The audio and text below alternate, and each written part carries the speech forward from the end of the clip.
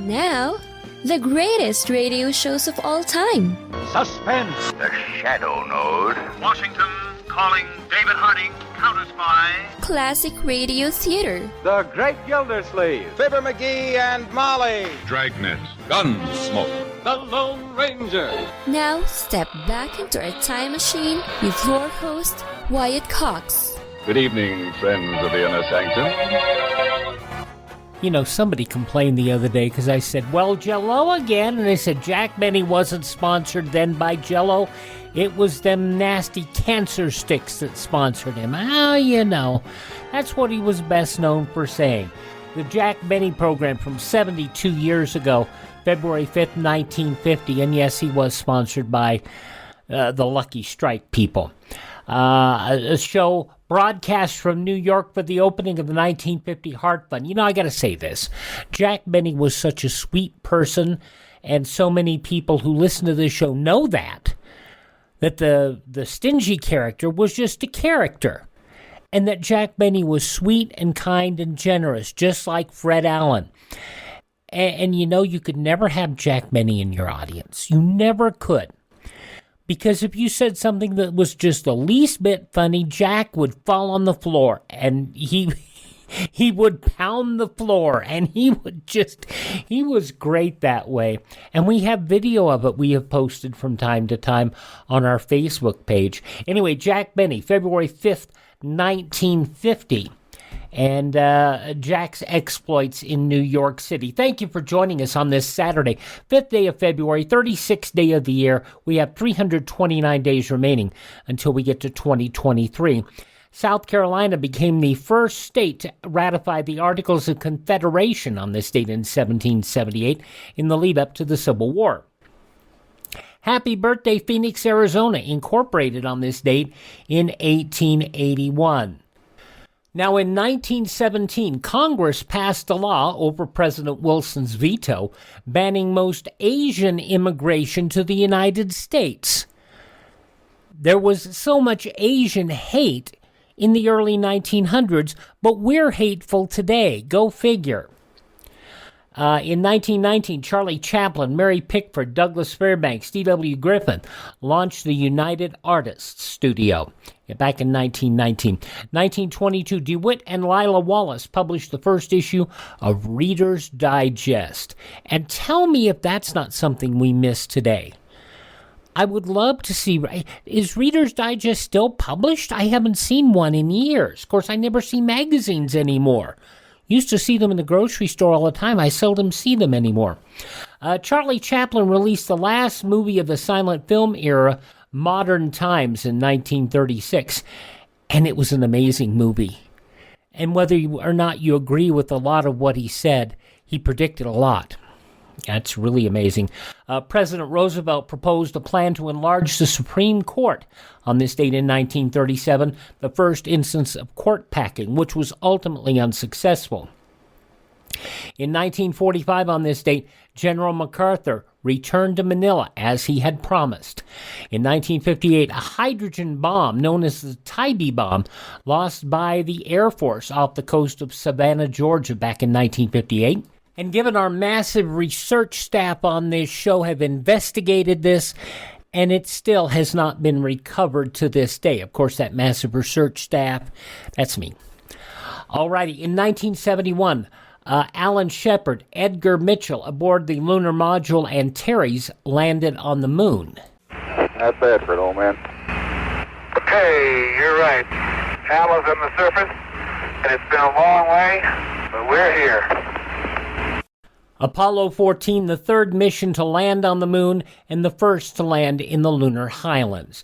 John Murtha became the first Vietnam veteran elected to Congress on this date in 1974, and Manuel Noriega indicted on drug smuggling and money laundering charges in 1998. 1994, Brian De La Beckwith convicted of the 1963 murder of civil rights leader Medgar Evers, and it was only 40 years too late. A civil jury in Santa Monica, California found O.J. Simpson liable for the wrongful death of Ronald Goldman, battery against Ronald Goldman, and battery against Nicole Brown. She is holding up the sign for question number 1. Do you find by a preponderance of the evidence, yes, O.J. Simpson is responsible for the death of Ron Goldman? The question number 1 is, do you find by a preponderance of the evidence the defendant Simpson willfully and wrongfully caused the death of Ronald Goldman?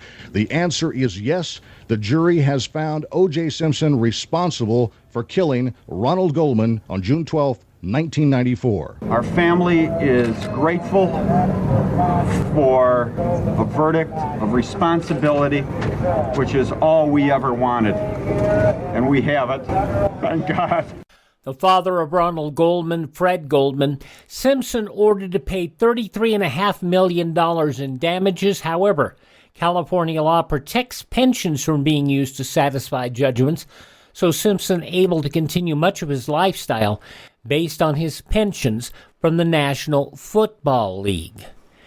And, gosh, I wonder whatever happened to O.J. Simpson. You know, he was in prison not far from some of our radio stations up here in Nevada for a period of time.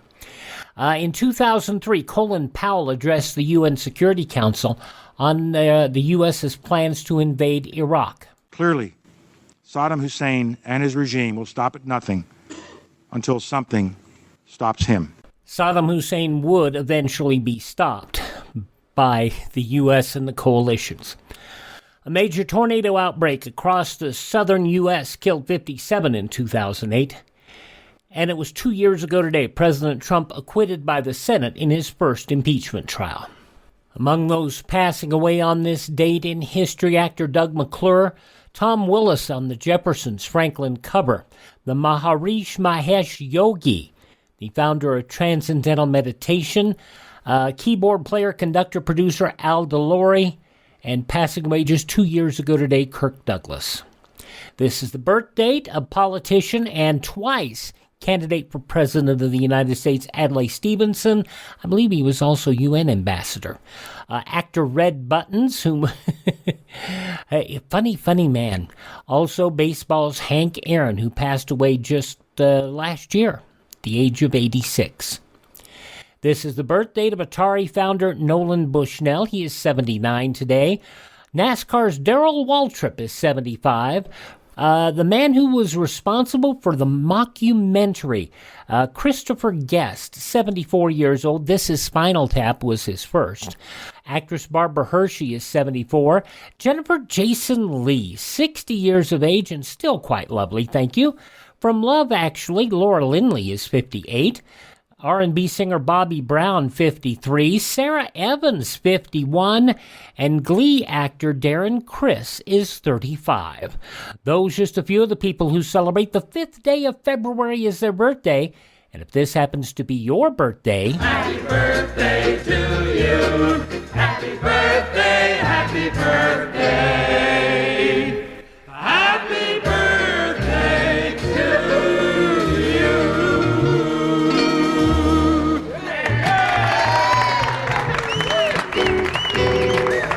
Now cut that out. From 72 years ago, February 5th, 1950, Jack Benny. I'm Wyatt Cox. Thank you so much for tuning in on this Saturday to Classic Radio Theater with Wyatt Cox on your favorite radio station.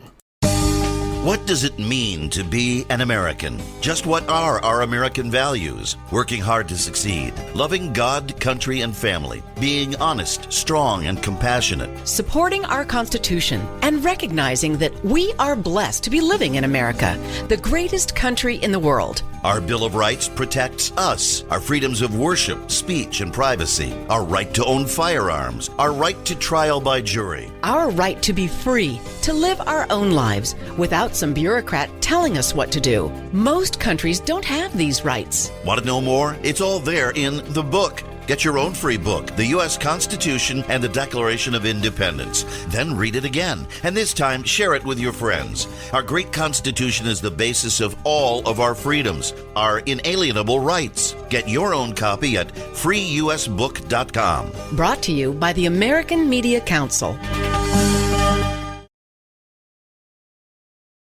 Thank you for tuning in on this Saturday to Classic Radio Theater with Wyatt Cox. We go back 72 years to February 5th, 1950, Jack Benny.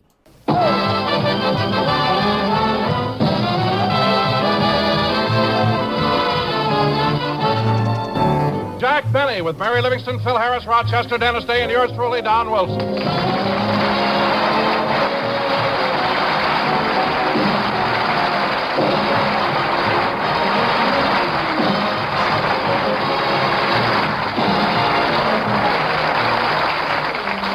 Ladies and gentlemen, tonight we're broadcasting from New York City for the opening of the 1950 Heart Campaign. So without further ado, I bring you the man who is here to help launch the campaign, Jack Benny.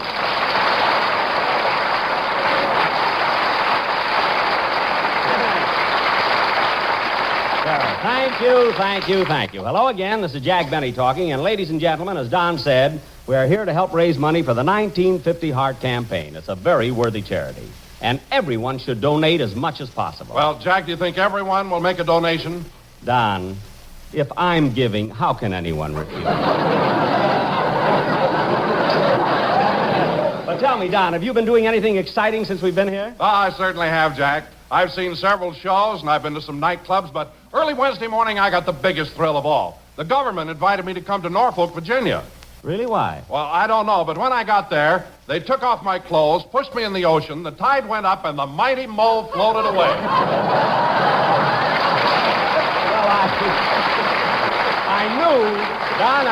I knew you could do it. Okay, Dad, let's get the show rolling. Willie Harris is here. Come on, let's get this clam bake off the ground.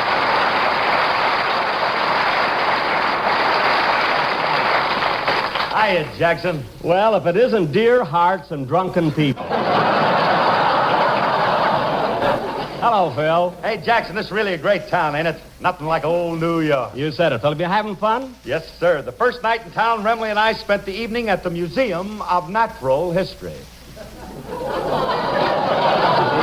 Phil, the museum And the next night, we went to Carnegie Hall. Thursday night, Grant's Tomb. Friday night, the Planetarium. And last night, we conducted on a tour through the Botanical Gardens. Phil, do you mean that you and Remley have been spending your evenings in such places as Carnegie Hall, the Museum of Natural History, and the Botanical Gardens? No, but Alice might be listening in, and I want to get out again tonight.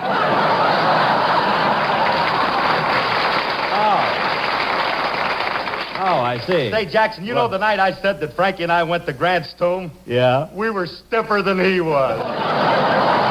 Well, Phil, you ought to be ashamed of yourself. You only get to New York once in a while. You ought to go to some shows and take Alice with you. Well, I've been trying to get Alice out of the hotel, but we can't get a sitter.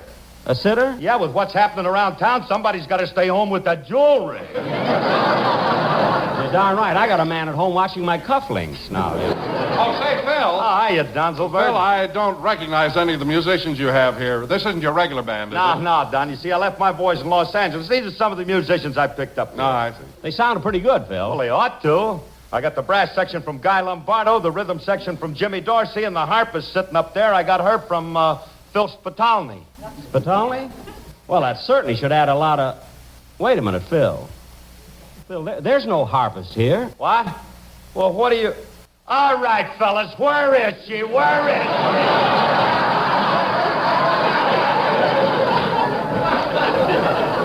she? Phil, don't yell so loud. People will think that... Hello, fellas. Hi, Jack. Oh, hello, Mary. Hello.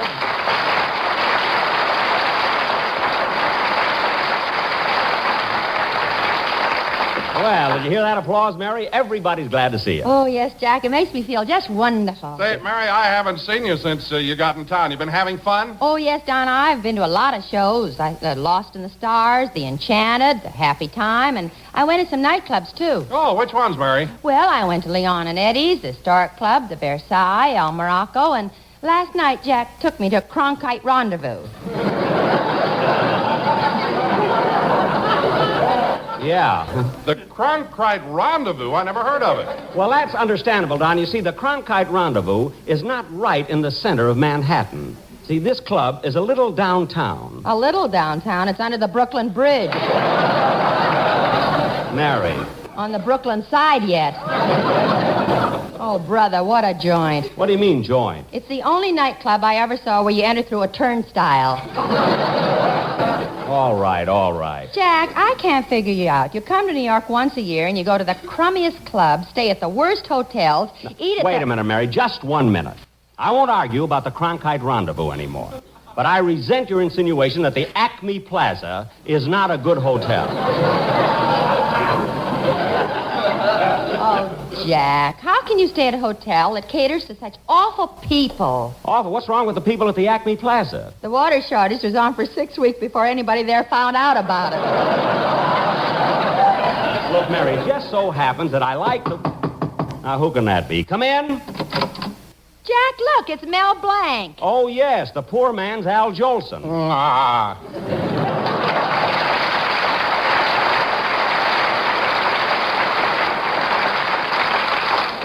Okay, Mel, you can go now. Go? Yes, you came in, you did your bit, you got your laugh, now go.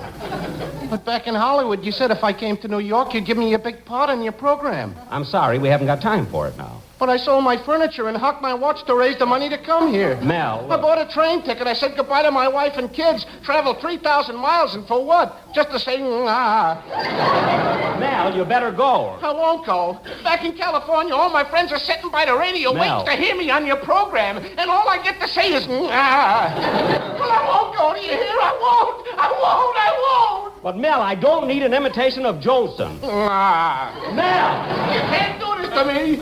Not after all I've done for you. I even went to the trouble to get your due bill at the Cronkite Rendezvous. Mel, go already. Just a second, Jack. Huh? Did you have the nerve to get a due bill to that awful nightclub? Mary, believe me, there's nothing wrong with that club. The atmosphere is nice and the food there is wholesome. I said wholesome!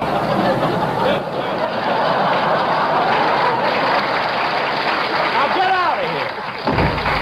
I don't know why it is. I come to New York only once a year. I try to do a classy show. Look what happens. Well, Jack, if you're trying to do such a classy show, why are you wearing that old gray suit that isn't even pressed? I'll tell you why. Because I haven't seen my new brown suit or Rochester since I got off the train.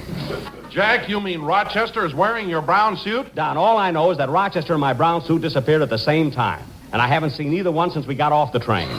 I'm so mad that Hello, Mr. Benny. Huh? Oh, hello, Dennis.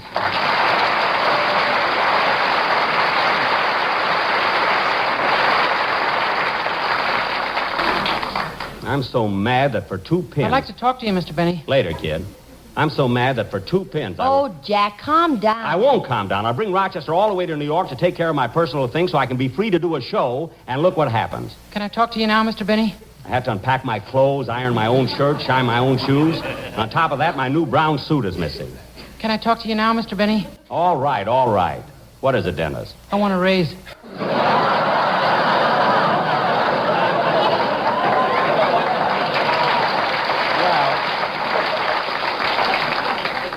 Well, that does it. Dennis, why did you wait till we got to New York to ask me for a raise? Because last night I took a walk in the park and there's ice on the statue of Nathan Hale.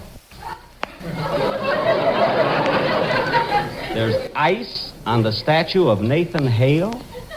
What's that got to do with it? My mother said you give me a raise when Hale freezes over.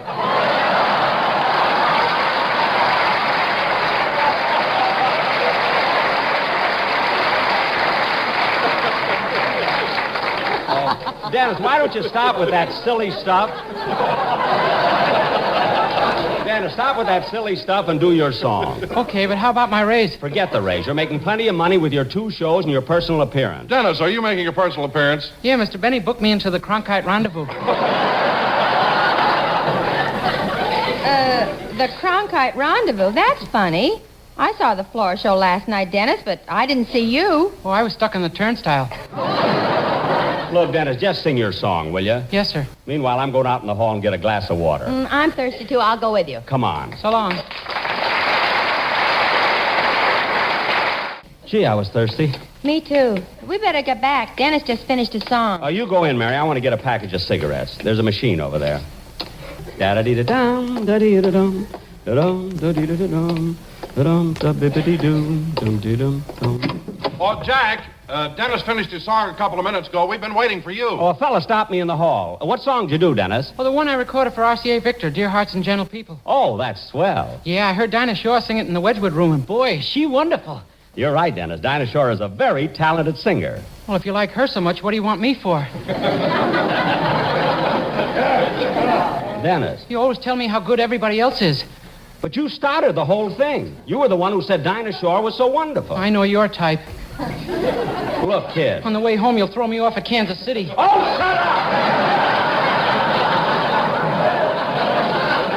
I said she's wonderful. Now he's... Mary, in all your life, did you ever see such a silly kid? Well, Jack, you know how he is. Remember what happened when we were here 3 years ago? What was that? You told him to get tickets to Oklahoma, and a week later he called us from Tulsa. Anyway, I don't know why I let him bother me when I got other things to worry about, like Rochester, for instance. I can't understand why he wouldn't... Hey, wait a minute. I just thought of something. I got a phone number here that he... I'll bet I'll find him there. Here it is. Mary, hand me the phone. Here you are. Thanks. Now, Jack, don't get too mad at him. Leave it to me, Mary. Bet you I'll find Rochester here. Hello? Hello? Hello? This is the Harlem Social Benevolent and Spare Ribs Every Thursday Club. And so it begins, the search for Rochester. From 72 years ago, February 5th, 1950, Jack Benny here on Classic Radio Theater with Wyatt Cox. We will have the news of the day from 72 years ago and the conclusion of the Jack Benny program coming up. Thank you so much for spending some time with us. These important words now from your favorite station. Are you suffering with arthritis or osteoporosis? Do you have diabetes? Did you know that these are just two of the hundreds of diseases that have seen improvement with Dr. Wallach's incredible longevity products? You can't get them at a health food store. The only way to get them is to call us at 800-214-0065. That's 800-214-0065. Do you have heart disease, fibromyalgia, or high blood pressure? Do you have a terrible time losing weight? Dr. Wallach can help. He was a veterinarian and cured diseases in animals. He felt that he could do the same for humans, so he became a physician. Over 50 years of research and helping people like you goes into every bottle of Dr. Wallach's amazing discoveries. Do you want to feel better? Learn how to treat the cause of your problem rather than covering up the symptoms with drugs. Call 800-214-0065. That's 800-214-0065.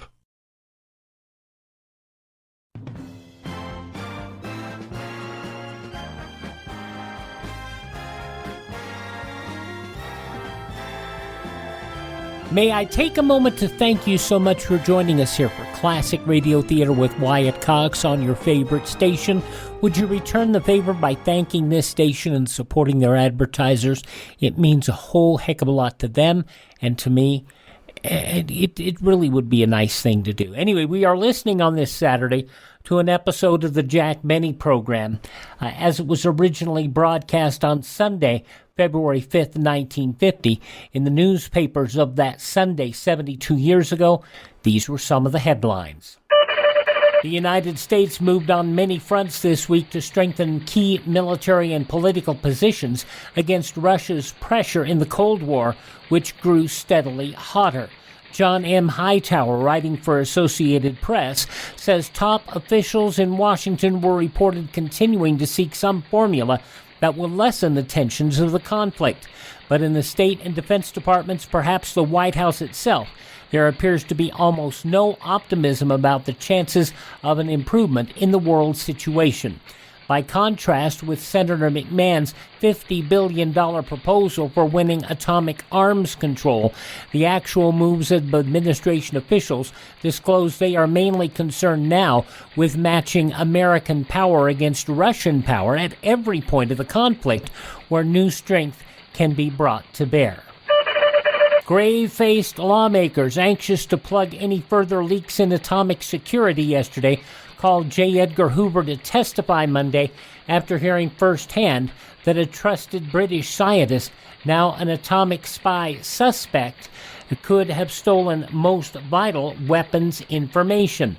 The Senate House Atomic Committee asked the top G-man to testify in closed session as they sought to learn from Lieutenant General Leslie R. Groves the size of the hole in America's atomic treasure chest. Humphrey Bogart sat in his pet winter resort, New York City's Club 2021, and listed reasons why most reporters are jerks. Nightclubs are boring, and so are women. Sitting beside his wife Friday night, Bogey said most reporters are jerks who ought to be taken out and drowned. On nightclubs, he said they're boring because they're noisy and you can't talk and I can't dance. On women, he said the world would be better with about half as many. Bogart's last New York visit ended in civil court, where he was dismissed from an assault charge brought against him by a photographer's model who said she had been slugged by the actor. Western Electric Company installation workers, 11,000 strong, threatened yesterday to join the nationwide telephone strike set for next Wednesday morning. Their union, Division 6 of the CIO Communication Workers of America, said the walkout would take place unless a wage dispute is settled. President Joseph A. Bierny of the CIO Communications Workers said the strike of Bell telephone workers now seems inevitable. Communists captured Fenghu, a small island off the Chinese mainland, yesterday. Chinese nationalists also acknowledged further Red advances near the Indochina and Burma borders. Political leaders fretted yesterday the possibility that Britain's latest atomic spy case may torpedo chances for a full exchange of atomic secrets with the U.S. and Canada. The case broke Friday when Dr. Klaus Emil Julius Fuchs, described as the mastermind of Britain's only atomic energy plant, was arraigned on charges of giving away U.S. atomic secrets in 1945 and 1947. Some U.S. senators immediately demanded that Britain be denied any further secret atomic information developed by American researchers. Secretary of State Dean Acheson said yesterday the Asiatic people have a decision between moving toward the free West or toward Soviet communism, and we must not risk hasty or ill-considered actions that might do irreparable harm. Acheson gave his views in a letter made public by Senator Lehman, the Democrat liberal of New York, who wrote Acheson that he was deeply troubled that no positive course suggests itself in China.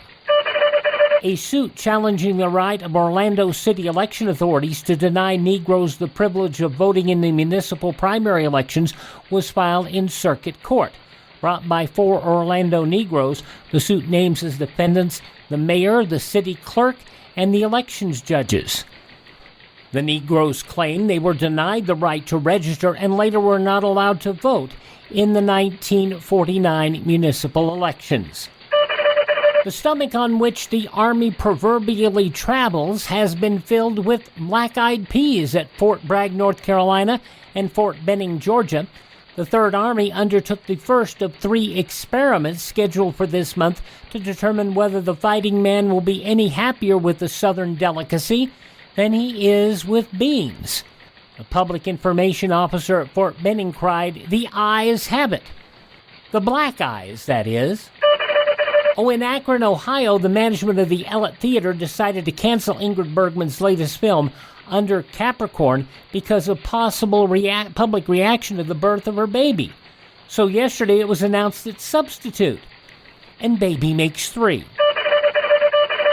Those some of the day's top news stories as reported in the newspapers of Sunday, February 5th, 1950, on your radio, the Jack Benny program, which continues now on this Saturday Classic Radio Theater. You've heard us talk about the luxurious Giza Dream Sheets from MyPillow. Well, now they're on sale, 60% off, as low as $39.99. Lots of other overstock items and a free copy of Mike Lindell's book, What Are the Odds from Crack Addict to CEO, with any purchase, but you've got to use my promo code USA. Go to MyPillow.com, the Radio Listener Square, use my promo code USA, or call 1-800-951-8175. Here's some great news. If you missed the deadline to sign up for health insurance, or if you just have a plan you're not happy with, you still have a choice. It's called MediShare. There are hundreds of thousands of members, and they love it. Medi-Share has a 98% customer satisfaction rating, and this is obviously huge. The typical family saves around $6,000 a year switching to Medi-Share. Find out more. They're great to talk to. 833-34-BIBLE. That's 833-34-BIBLE. On our Sunday edition of Classic Radio Theater with Wyatt Cox, we will feature a program that I don't think we've ever aired before. I don't think we have aired Frank Lovejoy and Nightbeat, where he portrays Randy Stone, the night editor of the fictional Chicago Star newspaper. This goes back 72 years, February 6, 1950. The first show of the series, Philip Warren is given the wrong medical report and plans to kill himself, because the report says that he has a fatal disease. Randy Stone then tries to track down Mr. Warren before his planned midnight suicide. That'll be coming up on Sunday's Classic Radio Theater, but now we wrap up this program of Classic Radio Theater on this Saturday with an episode, the conclusion of the episode of Jack Benny from New York City, February 5th, 1950, as he tries to track down Rochester, who is somewhere in Harlem and hasn't been attending to his duties. Let's listen. Mary, hand me the phone. Here you are. Thanks. Now, Jack, don't get too mad at him. Leave it to me, Mary. Bet you I'll find Rochester here. Hello? Hello? Hello? This is the Harlem Social Benevolent and Spare Ribs Every Thursday Club. I'm looking for Rochester. Is he there? Come again? I'm looking for Rochester Van Jones. He works for me. Are you Mr. Benny? Yes. Uh-oh.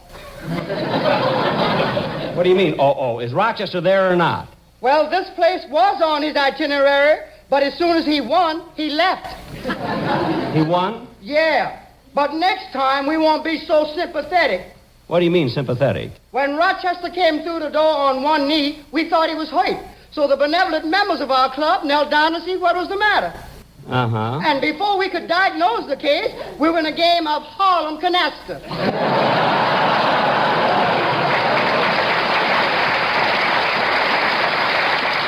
Wait a minute. Look, you've got your games mixed up. Canasta's played with cards. Mr. Benny, when you're trying to make sevens, the equipment you use is irrelevant, immaterial, and has no bearing on the point. I guess so. Anyway, do you know where Rochester could be now? You might try Monument 21099.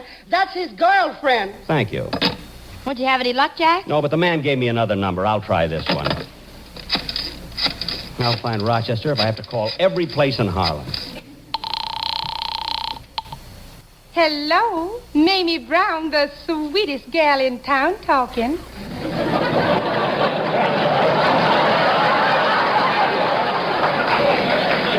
Miss Brown, this is Jack Benny. Oh. Look, I'm trying to get in touch with Rochester. Is he there? He was here. Oh. Well, do you think he'll come back?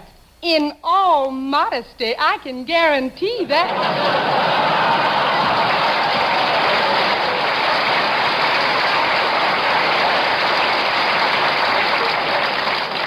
Well, when he returns, will you please tell him to call my hotel? And you can also tell him I'm stopping his salary. Oh, that ain't gonna bother him. He now owns the building that houses the Harlem Social Benevolent and Spare Ribs Every Thursday Club. Oh, yes, I heard about that. He wins from everybody, doesn't he? Yeah. When I opened the door and he came in on one knee, I thought it was a proposal. Oh. Well, where do you think I can reach him now? Well, he left a number here. Lehigh 41598. Lehigh 41598. Is that another girl? If it is, I'm going to cut your brown suit to ribbons.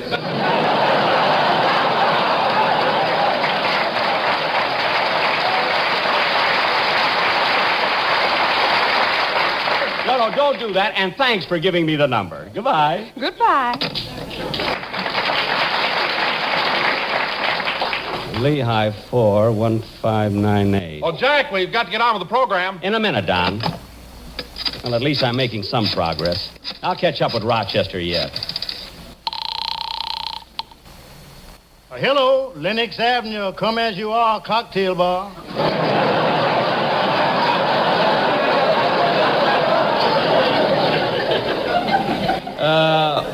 Now, look, Mr. David Copperfield speaking. Well, look, David, I'm trying to get in touch with Rochester Van Jones. Uh-oh. This is Jack Benny. You heard me, didn't you? But what about Rochester? Is he there? No, he just left. Oh, then he can't be very far. Well, I don't know. It's amazing how he gets around on one knee. Oh, he won from you too, huh? Yeah, and please make this short. I'm cold standing here without my pants. Well, I'm not interested in that. When Rochester left, did he leave a number? No, sir. He made every one of them. Well, never mind. Thank you. Goodbye. You can't find him, eh, Jack? No. And David Copperfield didn't know where he was either. Who? Never mind. You wouldn't believe it, Mary. Mary, I don't know where else. I'll get it. Hello? Hello, boss. Where you been all week?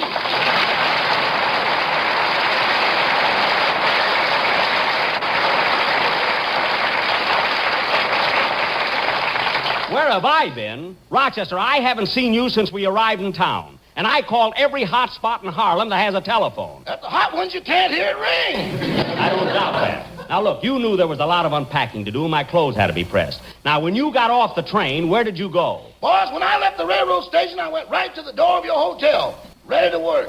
Uh-huh. And just as I was about to enter, a black cat crossed my path. And you know how superstitious I am. I know. But, Rochester, couldn't you walk around the cat? I did and wound up at 125th Street. Oh, I see. Well, Rochester, I want to ask you something. Yes, boss. You know this is February, don't you? Uh-huh. And you know that February is the month of George Washington's birthday. Uh-huh. And George Washington is the symbol of truth.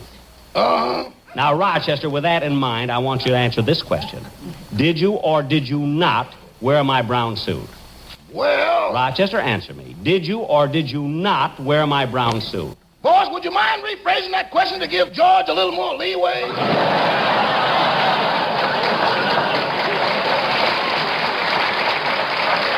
I'm not rephrasing anything, and I haven't time to argue with you. Where are you right now? Just a minute. What's this address here, sugar? 31 Lenox Avenue, honey. 31 Lenox Avenue, honey. Rochester, who are you talking to? Is that Mamie Brown, the sweetest gal in town? No, this is Rebecca of Sunnybrook Farm.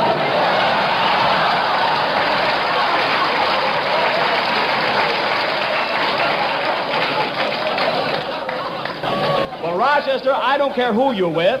I want you to get over to my hotel immediately. There's a lot of work to do, and I want it done right away. Yes, sir. Just a minute, boss. Say, sugar, I gotta go now. Okay, Rochester. But don't forget, you're taking me to the Savoy Ballroom tomorrow night. Oh, I can't do that, sugar. I'm taking Mamie Brown. You ain't going to the Savoy Ballroom with nobody but me, Rochester. Oh, yes, I am. Rochester, if I catch any other girl there with you, she ain't gonna have an enchanted evening. What?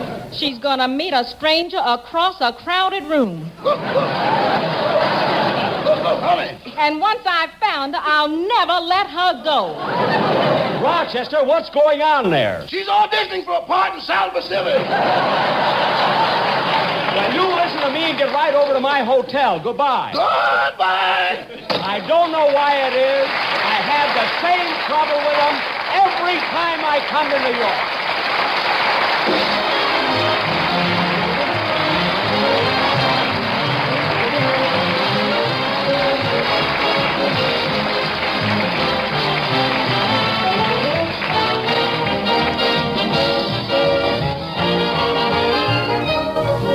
Ladies and gentlemen, as we mentioned at the start of the program, we are here for the opening of the 1950 Heart Campaign. And so at this time, I would like to introduce Dr. H.M. Marvin, President of the American Heart Association. Dr. Marvin.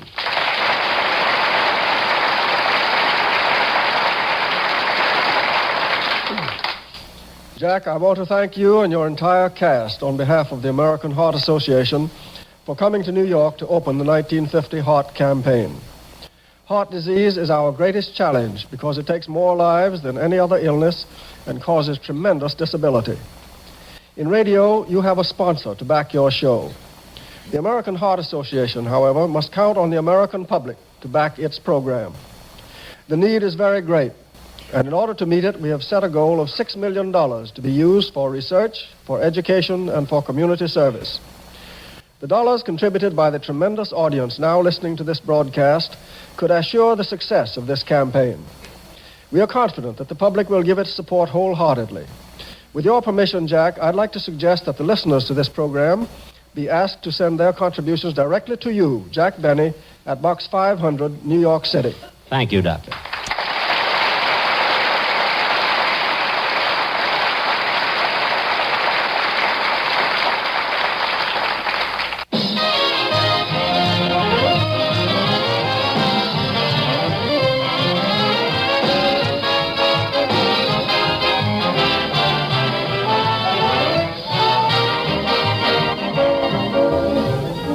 Ladies and gentlemen, next week we will be broadcasting again from New York City. And don't forget, in the meantime, send your Heart Fund donations to Jack Benny, Box 500, New York City. And don't worry, folks, I don't get any of the money. I mean, they just promised to let me count it. Good night, everybody.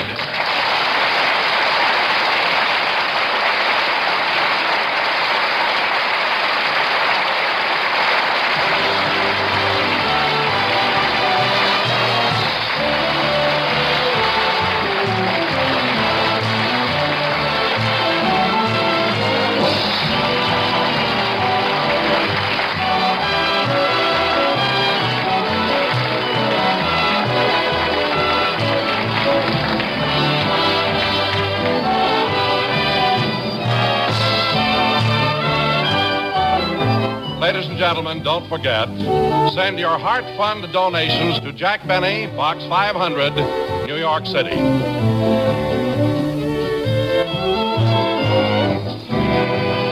sure to hear Dennis Day in A Day in the Life of Dennis Day. Stay tuned for the Amos and Andy Show, which follows immediately. This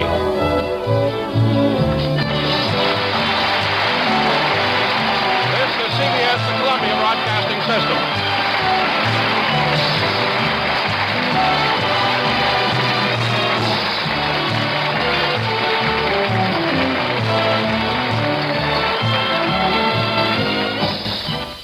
Now, odds are, if you sent a donation to that address that Don Wilson gave out, it wouldn't get there. But I can tell you that if you contact the Heart Foundation at theheartfoundation.org, you might get the assistance that you're looking for. Theheartfoundation.org. That would be your best bet. I also want to send a shout out on the air to our friend Jimmy in Boston, who sent us a lovely piece that we have posted on our Facebook pages. He sent me a matching piece to go with our My Friend Irma piece he sent us, and Marie Wilson piece. A wonderful Stan Freberg piece, and I want to thank him for that. And if you would like to send us some mail, doesn't have to be a fancy work of art or just a postcard, but thank you, Jimmy. Our mailing address is Classic Radio Theater, HC 33, Box 33155. That is in Ely, Nevada, 89301. You'll also find that mailing address on our webpage, which is classicradio.stream, or contact your local station. They have that information as well. Please thank this station and support their advertisers. It's their kindness and courtesy that allows us to be with you each and every Saturday at this time. I also want to take just a moment to remind you to visit our webpage, classicradio.stream. There you can stream our shows on demand, learn more about Classic Radio Collecting. Contact me there. You'll find all the information I give out here, including the fact that our programs are available anywhere podcasts are served if you search Classic Radio Theater with Wyatt Cox. And the webpage again, classicradio.stream. I'm Wyatt Cox. Tell all your friends the great radio shows are right here at this spot on the dial. Classic Radio Theater with Wyatt Cox on your favorite radio station.